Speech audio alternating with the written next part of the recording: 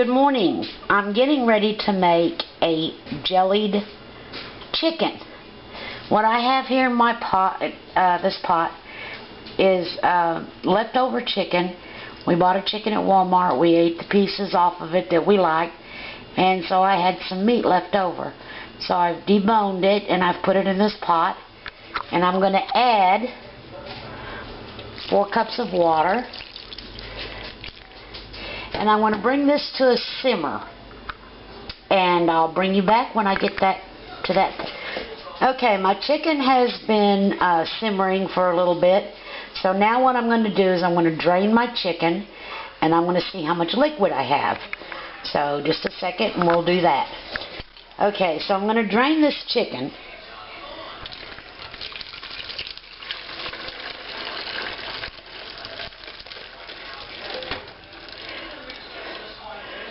My handle's a little loose. Need to fix that. Okay. Turn this burner off. Now, I'm going to make... Okay, let me explain what I'm making. Many years ago, well, not that many, but a lot of years ago, people, farmers, whenever they slaughtered a hog or a cow or whatever the case might be, they would take the bones, pigtails, pig ears, stuff like that, and they would boil it for hours and hours, bones and stuff like that. They would boil it for hours and hours and get their gelatin. Well, they made what was called an aspic, I believe is how you pronounce it, and it used to be very popular, and it's not so popular anymore. If you look in the old Jello books, you'll see where they make it with fruit, or they'll make it with vegetables, but you can make it with meat, and I'm going to make one out of chicken today, but instead of using gelatin, Knox gelatin, I'm going to use my agar. So here I've got this chicken drained, and I'm going to make it in here, so I'm going to put it in there.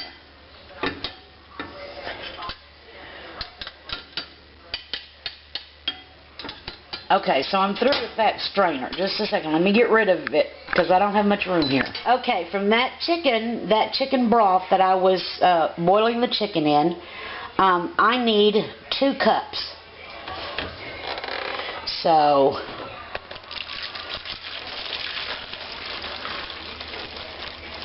there's 2 cups, and I'm going to give myself just a touch more. So now I'm going to mix my agar up. So I've got 1 tablespoon of agar, and I'm going to dissolve it in 4 tablespoons of water.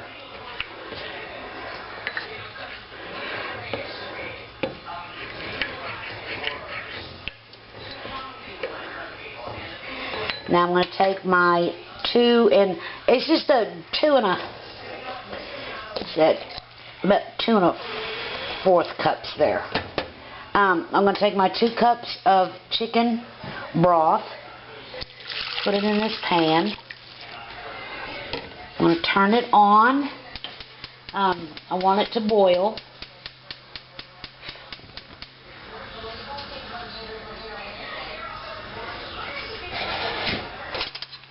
And my agar is dissolved, so I'm going to add my agar.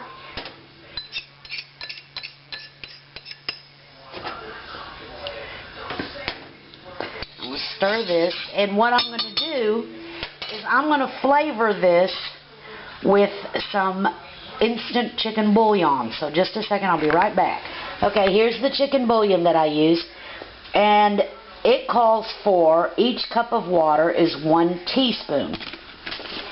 So there's 1, and there's 2 because I have 2 cups of water in there. I'm going to let this cook up. First of all, let me taste it real quick to make sure. I'll use my agar spoon.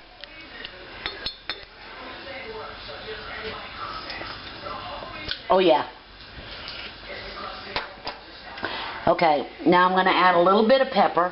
I don't need to add salt, because that bouillon is salty.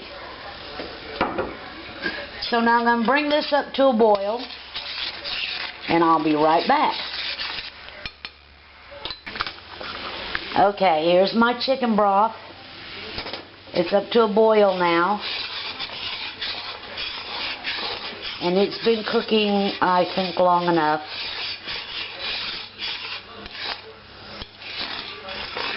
With agar, you've got to cook it. It's not like gelatin where it's instant. Well, it is instant, but it's not like gelatin where you just dissolve it and that's it. You have to do a little bit of cooking. Not much, but a little bit.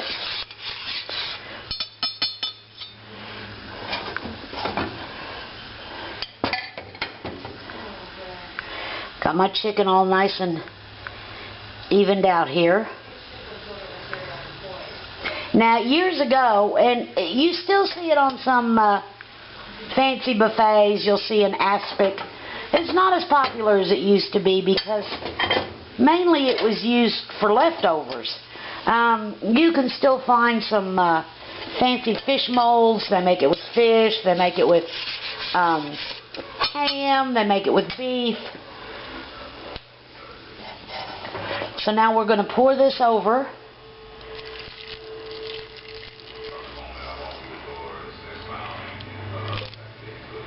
Now, here is where, if I was going to decorate it, I would decorate it. Now, years ago, when they made this, they used the bones and everything, and they strained it off onto their meat. And it was the gelatin from the bones, where you get gelatin. It was the gelatin from the bones that made the gel. And you had to serve it and keep it cold. Well, now this agar does not have to be refrigerated. It's gonna gel on its own, even without refrigeration. But it's going to be a firmer gel, and it's going to be a little bit different. It's going to be a little thicker. Well, when you make it with gelatin, like Knox gelatin, you add more to it than you would if you were making Jello, like Jello brand. But this is how it looks. And I tell you what, I think I'm going to add something on there for just a little bit of decoration. Hold on. Here we go. I got some parsley flakes, and I think I'm just going to add them to the top for some decoration, which this is really the bottom. But I think that'll give it a little bit of flavor. But aspic has been around for years. You don't see it as often as you used to. You still might see it on some fancy buffets. There's all kinds of molds out there to make it. Fish molds. You've seen the fish molds where you can make it with salmon. It's just made, it's kind of like chili. Yes, 10 people how to make it, and you're going to get 10 different ways. But the basic old-fashioned way was to boil the bones and boil the scrap meat, and then you would get your gelatin from that.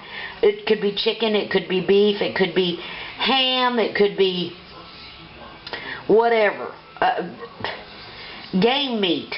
But nowadays, people use gelatin to make it, Knox gelatin. Well, I'm using the agar to make it today. So I'll bring you back when this is set up. I'm going to put it in the refrigerator. Agar sets up a lot faster than gelatin, but I want this to be cold before I serve it. So I'll bring you back when this is cold. Okay, so here we go. Here it is. It's firmed up. See? So now I'm going to unmold it, and I'll be right back. Okay, here it is unmolded. Now, notice here how had I put maybe a sprinkle of vegetables on the bottom, or had I put maybe some boiled eggs on the bottom, it would have made a very nice presentation decoration. But I wanted just meat. So I've got just the chicken in there, But notice how the black pepper has, it sank to the bottom, and it's making a very nice decoration on there. But see, that's what an aspic looks like. And I think they're kind of nice. You don't see them very often anymore. It's too bad. Just a second, and I'm going to plate it up for Ernie, and I'll show you how I'm serving it. Okay, so here's how I'm serving it to Ernie. Since it was round, I thought a wedge would be the best thing. So I gave him a wedge of the jellied chicken, and then I gave him a boiled egg and a little bit of salad for color, and then some crackers. So Ernie, just a second, Ernie will be right back and do a taste test. Okay, so Ernie's going to do his taste test, but what I thought I'd do is I would add a little dollop of mayonnaise to the top of that. So Ernie, come try your jellied chicken and see what you think.